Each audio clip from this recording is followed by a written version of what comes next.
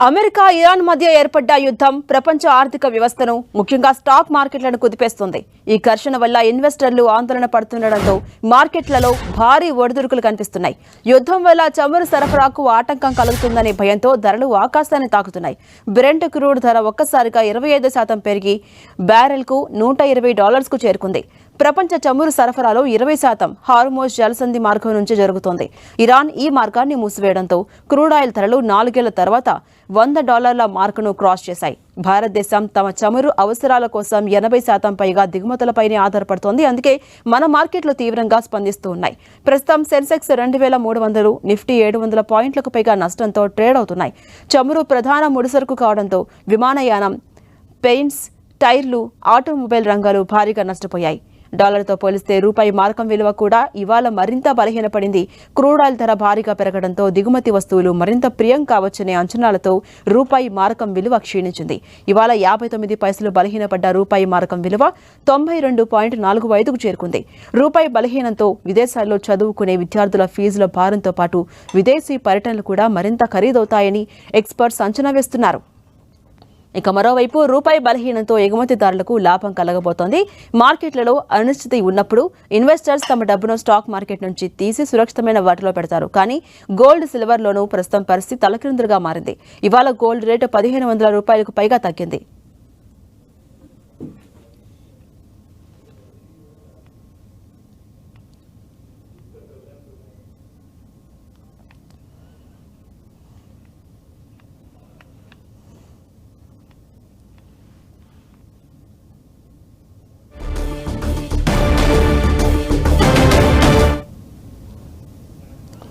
ఇక స్టాక్ మార్కెట్లు, crude oil, రూపాయి, గోల్డ్ అండ్ సిల్వర్ పై పూర్తి విశ్లేషణ అందించేందుకు ప్రస్తుతం జూమ్లో ముంబై నుంచి అందుబాటులో ఉన్నారు వెల్త్ మిల్స్ ఈక్విటీ స్ట్రాటజిస్ట్ కాంతి బత్తిన గారు. వారితో మాట్లాడదాం, మరిన్ని డీటెయిల్స్ తెలుసుకుందాం. నమస్తే క్రాంతి గారు.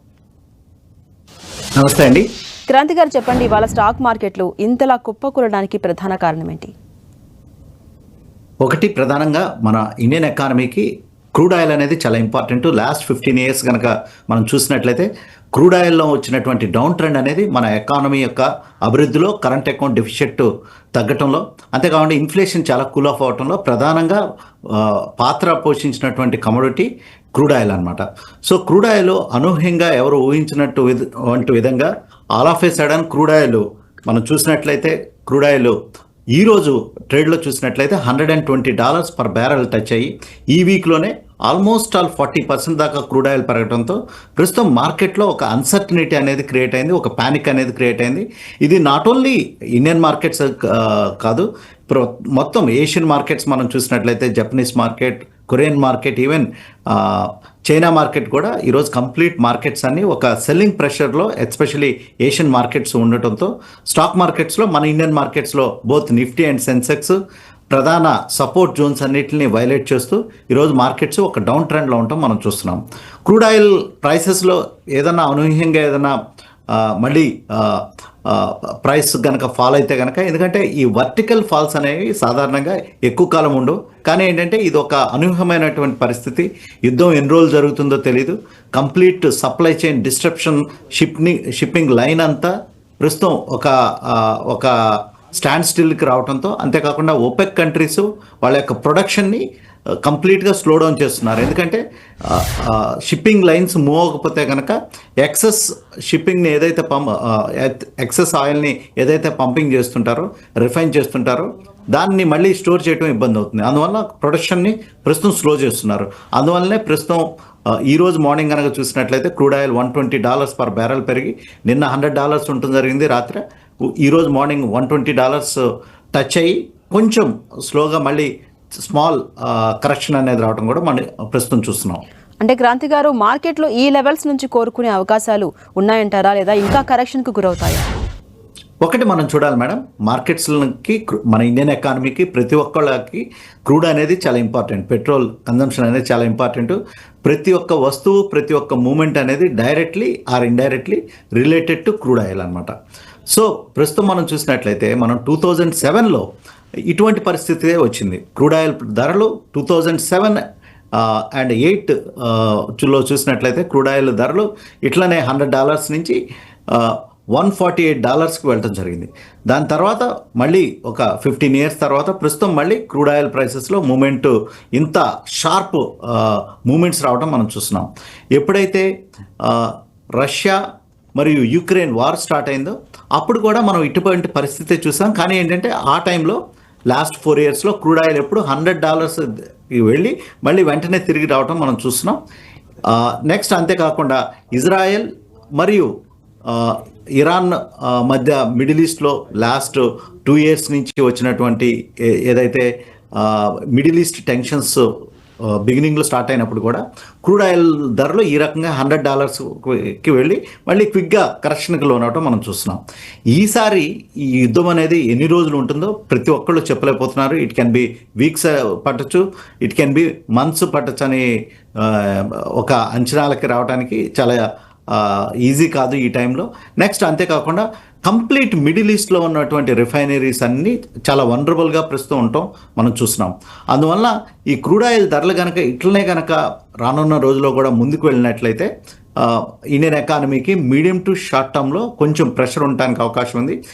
అందువల్లనే స్టాక్ మార్కెట్స్ ప్రస్తుతం అయితే ఈ డౌన్ ట్రెండ్, ఈ సెల్లింగ్ ప్రెషర్లో ప్రస్తుతం ఉన్నాయి. ఏదైనా పీ స్టాక్స్ అనూహ్యంగా స్టార్ట్ అయ్యి, లేకపోతే ఏమైనా సీజ్ ఫైర్ లాంటివి అనౌన్స్ చేస్తే, లేకపోతే ఈ స్ట్రైట్ ఆఫ్ హార్మోజ్ ఈ జలసంధి ఏదైతే ఉందో దాంట్లో ఏదైనా ఒక అక్కడ కొంచెం ఈ సప్లై చైన్ బాటిల్ నెక్స్ కనుక తొలగిపోతే కనుక మళ్ళీ క్రూడ్ ఆయిల్లో మళ్ళీ కరెక్షన్ రావడానికి అవకాశం ఉంది. ఎందుకంటే లాంగ్ టర్మ్ ట్రెండ్ కనుక చూసినట్లయితే ప్రస్తుతం మనకి వరల్డ్ మార్కెట్లో చూసినట్లయితే క్రూడ్ ఆయిల్ నిల్వలు అనేవి చాలా ఎక్కువగా ఉన్నాయి. సప్లై డిమాండ్ మిస్ మ్యాచ్ కనుక చూసినట్లయితే లాంగ్ టర్మ్లో డిమాండ్కి మించి సప్లై అండ్ రిజర్వ్స్ ఉండటం మనం చూస్తున్నాం.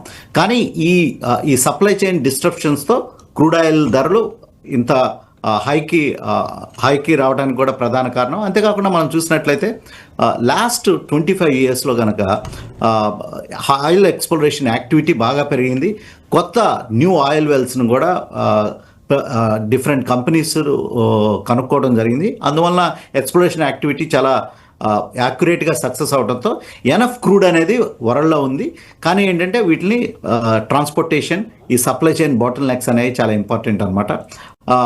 బై అండ్ లార్జ్ ఒకసారి ఈ మిడిల్ ఈస్ట్లో ఈ టెన్షన్స్ కనుక తగ్గిపోయి యుద్ధ వాతావరణం తగ్గితే కనుక మళ్ళీ క్రూడ్ ఆయిల్ ధరలు మళ్ళీ తిరిగి రావడానికి అవకాశం ఉంది. Long term trend crude oil ధరలు కనుక చూసినట్లయితే అవి బేర్ మార్కెట్లోనే ఉన్నాయి లాస్ట్ 10-15 ఇయర్స్ నుంచి. బట్ ఇటువంటి అనూహ్యమైనటువంటి మార్పులు వచ్చినప్పుడు ప్రైసెస్లో ఒక షార్ప్ స్పైక్స్ చూడటం జరుగుతుంది. అంటే క్రాంతి గారు, సెన్సెక్స్ నిఫ్టీ 10 నెలల కనిష్టానికి పడిపోయాయి. ఇన్వెస్ట్మెంట్కు ఇది బెస్ట్ టైమా లేదా ఇంకొంతకాలం ఆగమంటారా? ఏం చెప్తారు? అంటే ఇన్వెస్టర్స్ కనుక ఒక 2-3 ఇయర్స్ టైం హొరైజన్తో ఇన్వెస్ట్ చేయాలనుకుంటే కొంచెం మంచి కంపెనీస్, ఏదైతే డొమెస్టిక్ ఓరియంటెడ్ కంపెనీస్ ఉన్నాయి, for example hospitality, health care sector అనేది ఉంది, ఫార్మా సెక్టర్ అనేది ఉంది. ఇవేంటంటే డొమెస్టిక్ ఇన్సులేటెడ్ సెక్టర్స్ అనమాట. సో ఇటువంటి సెక్టర్స్లో ఎటువంటి ఫాల్ వచ్చినా హాస్పిటల్ స్టాక్స్ కొనడానికి, లేకపోతే డొమెస్టిక్ ఇన్ఫ్రాస్ట్రక్చర్ స్టాక్స్ కొనడానికి, ఇంజనీరింగ్, కన్స్ట్రక్షన్, నెక్స్ట్ అంతేకాకుండా క్యాపిటల్ గూడ్స్ స్టాక్స్ కొనడానికి ఇది ఒక మంచి టైం కింద చూడాలి. ప్రస్తుతం వస్తున్నటువంటి డిక్లైన్స్లో ఇన్వెస్టర్స్ స్లోగా, అంటే ఒక ₹100 కనుక ఉంటే కనుక ఒక స్టాగర్డ్ మేనర్లో ఇన్వెస్ట్ చేయడానికి మంచి టైం కింద చూడాలి. ఎందుకంటే ఈ ఏదైతే ఈ యుద్ధ వాతావరణం అని ఉందో అది కనుక కొంచెం సర్దుమణిగినట్లయితే క్రూడ్ ఆయిల్ ప్రైసెస్ మళ్ళీ డౌన్ ట్రెండ్లోకి రావడానికి అవకాశం ఉంది. సో అప్పుడు వచ్చినప్పుడు ఈ స్టాక్స్ అన్ని మళ్ళీ తిరిగి రీబౌండ్ అవడానికి అవకాశం ఉంది. కానీ ప్రస్తుతానికైతే ఈ డొమెస్టిక్ ఓరియంటెడ్ సెక్టర్స్నే ప్రస్తుతం ఫోకస్ చేయాలి. ఎక్స్పోర్ట్ లేదా క్రూడ్కి సంబంధించినటువంటి సెక్టర్స్ని అవాయిడ్ చేయడం మంచిది. అది ఆయిల్ మార్కెటింగ్ కంపెనీస్ కానీ, లేకపోతే పెయింట్ కంపెనీస్ కానీ, లేకపోతే టైర్ కంపెనీస్ కానీ, వీటన్నిటికీ రా మెటీరియల్ అనేది క్రూడ్ నుంచి వస్తుంది. ఏవియేషన్ సెక్టర్ కనుక చూసినట్లయితే కంప్లీట్ డిపెండెన్సీ క్రూడ్ అనేది చాలా ఇంపార్టెంట్ ఫ్యాక్టర్ కింద ప్లే చేస్తుంటుంది. సో అటువంటి సెక్టర్స్ని ఈ మీడియం టు షార్ట్ టర్మ్లో అవాయిడ్ చేయడం మంచిది.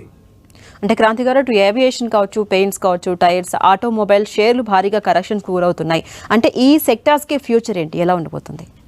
కొంచెం క్రూడ్ ఆయిల్ కనుక ధరలు కనుక సద్దుమణిగితే కనుక డెఫినెట్గా మళ్ళీ రీబౌండ్ అవడానికి అవకాశం ఉంది.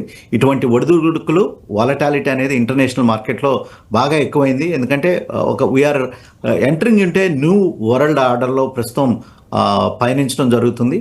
అందువల్లనే కొంచెం ఈ మీడియం టు షార్ట్ టర్మ్లో కొంచెం ఇటువంటి డౌన్ ట్రెండ్ అనేది ఉండటం మనం చూస్తున్నాం. నెక్స్ట్ ఇంకొకటి క్రూడ్ ఆయిల్ ప్రైసెస్ కనుక ఇట్లా హై ఎలివేటెడ్ లెవెల్స్లో కనుకుంటే కనుక మనం లాస్ట్ 4-5 ఇయర్స్ కనుక చూసినట్లయితే ఈవీ స్పేస్ అనేది కొంచెం ఎస్పెషల్లీ ట్రంప్ అడ్మినిస్ట్రేషన్ వచ్చిన తర్వాత ఈవీ అడాప్షన్ అనేది చాలా తగ్గింది లాస్ట్ 1 ఇయర్లో. మనం లాస్ట్ 5 ఇయర్స్ బ్యాక్ కనుక చూస్తే ఈవీ స్పేస్ అనేది బాగా ఫాస్ట్గా మూవ్ అవుతూ కానీ లాస్ట్ 1 ఇయర్ కనుక చూసినట్లయితే కొంచెం ఈ ఈవీ అడాప్షన్ అనేది కొంచెం తగ్గింది. సో ఈ ఈవీ అడాప్షన్ అనేది పెరగడానికి అవకాశం ఉంది. అంతేకాకుండా ఆల్టర్నేటివ్ ఫ్యూయల్స్ అనేవి కొంచెం వాటికి కూడా డిమాండ్ తగ్గడం మనం చూస్తున్నాం. ఎందుకంటే గ్లోబల్ క్రూడ్ ఆయిల్ ప్రైసెస్ తగ్గినాయి. నెక్స్ట్ ఈవీ అడాప్షన్ అనేది వస్తుందో ఈ ఆల్టర్నేటివ్ ఫ్యూయల్ అంటే ఇథనాల్ బ్లెండింగ్, అంతేకాకుండా గ్రీన్ ఫ్యూయల్, ఫాసిల్ ఫ్యూయల్స్కి డిమాండ్ పెరగడానికి అవకాశం ఉంది. ఈ సెక్టర్లో కూడా ఇన్వెస్టర్స్ ఇన్వెస్ట్ చేయడానికి మంచి టైం కింద చూడాలి. In case global crude oil prices కనుక తగ్గుముఖం పట్టకపోతే కనుక ఇటువంటి సెక్టర్స్, ఇటువంటి షేర్స్ ఇంక్లూడింగ్ షుగర్ స్టాక్స్ కూడా ఈరోజు చూసినట్లయితే షుగర్ కంపెనీస్ అన్ని లాస్ట్ 5 ఇయర్స్లో ప్రతి ఒక్క కంపెనీ ఇథనాల్ బ్లెండింగ్ని స్టార్ట్ చేయడం జరిగింది. సో ఒక ఆల్టర్నేటివ్ ఫ్యూయల్ కింద గవర్నమెంట్ కూడా ప్రస్తుతం 20% ఇథనాల్ని పెట్రోల్లో బ్లెండ్ చేయడానికి పర్మిషన్స్ ఇవ్వడం జరిగింది. సో షుగర్ స్టాక్స్ కూడా అట్రాక్టివ్గా ఉండడానికి అవకాశం ఉంది. అటు ఏడాది జనవరి 5న సెన్సెక్స్ నిఫ్టీ ఆల్ టైమ్ గరిష్టానికి చేరుకుంది. అయితే ఆల్ టైమ్ గరిష్ట స్థాయి నుంచి దాదాపు 10% సూచీలు కరెక్షన్కు గురయ్యాయి. ఈ టైంలో ఇన్వెస్టర్స్కు మీరు ఇచ్చే సలహాలు ఏంటండి? ఒకటి, ఎవరైతే లాంగ్ టర్మ్లో ఇన్వెస్ట్ చేసే ఇన్వెస్టర్స్ ఉన్నారో వారు డొమెస్టిక్ ఓరియంటెడ్ సెక్టర్స్ని, అంతేకాకుండా ఇండియాస్ కన్జంప్షన్ ఓరియంటెడ్ సెక్టర్స్ని, లాంగ్ టర్మ్లో వెల్త్ క్రియేషన్ చేసేటువంటి ఇన్ఫ్రాస్ట్రక్చర్ లాంటి సెక్టర్స్ని ఇన్వెస్ట్ చేసినట్లయితే వరి అవ్వాల్సిన అవసరం లేదు లాంగ్ టర్మ్ ఇన్వెస్టర్స్కి. షార్ట్ టర్మ్లో ఇన్వెస్టర్స్ కానీ ట్రేడర్స్ కానీ కొంచెం ఈ న్యూ వరల్డ్ ఆర్డర్, అంతేకాకుండా ప్రస్తుతం ట్రంప్ అడ్మినిస్ట్రేషన్ తీసుకున్నటువంటి నిర్ణయాల రూపంలో ప్రస్తుతం అయితే మార్కెట్స్లో ఎక్కువ వాలటాలిటీ అనేది మనం విట్నెస్ చేస్తున్నాం. అది నాట్ ఓన్లీ ఈక్విటీ మార్కెట్, అది బులియన్ మార్కెట్స్లో కానీ ప్రస్తుతం చూసినట్లయితే క్రూడ్ ఆయిల్లో కూడా ఇంత వాలటాలిటీని విట్నెస్ చేస్తున్నాం. మనం కోవిడ్ టైంలో గుర్తుపెట్టుకుంటే కనుక క్రూడ్ ఆయిల్ ధరలు ఆల్మోస్ట్ $5 పర్ బ్యారెల్కి రావటం 5 ఇయర్స్ బ్యాక్ మనం చూసాం. అక్కడి నుంచి తిరిగి మళ్ళీ షార్ప్ రీబౌండ్ అనేది మళ్ళీ ఈరోజు $120కి మూవ్ అవటం మనం చూస్తున్నాం. సో ప్రస్తుతం వరల్డ్లో ప్రతి ఒక్క కమోడిటీ ఒక వైల్డ్ స్వింగ్స్కి అనేది లోన్ అవుతుంది. సో అందువల్లనే ఇన్వెస్టర్స్ ఎవరైతే ఉన్నారో కొంచెం ఈ వైల్డ్ స్వింగ్స్కి, ఈ వాలటాలిటీకి అలవాటు పట్టడం నేర్చుకోవాలి. లేదు నాకు ఈ వాలటాలిటీ అనేది ఇష్టం ఉండదు, నేను భరించలేను అనుకుంటే కనుక అదర్ అసెట్ క్లాసెస్ లాంటి ఫిక్స్డ్ డిపాజిట్స్ కానీ లేకపోతే బాండ్స్లో కానీ అటువంటి ఇన్వెస్ట్మెంట్ ఎవెన్యూస్లో ఇన్వెస్ట్ చేయడం మంచిది. ఈక్విటీ మార్కెట్లో నార్మల్గా ఎవరైతే ఇన్వెస్టర్స్ ఉన్నారో వాళ్ళు వాలటాలిటీకి సూట్ అవుతాము అనుకుంటేనే అటువంటి ఇన్వెస్టర్సే ఈక్విటీ మార్కెట్లో లాంగ్ టర్మ్ కోసం ఇన్వెస్ట్ చేయడం మంచిది. రైట్, థ్యాంక్ యూ క్రాంతి గారు.